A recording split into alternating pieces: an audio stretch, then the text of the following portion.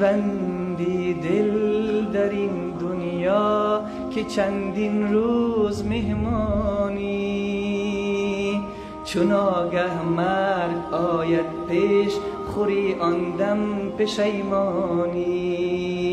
دل غافل بکن توبه که مرگ اندر کمین داری، به حال خود مشو غافل که جای زیر زمین داری.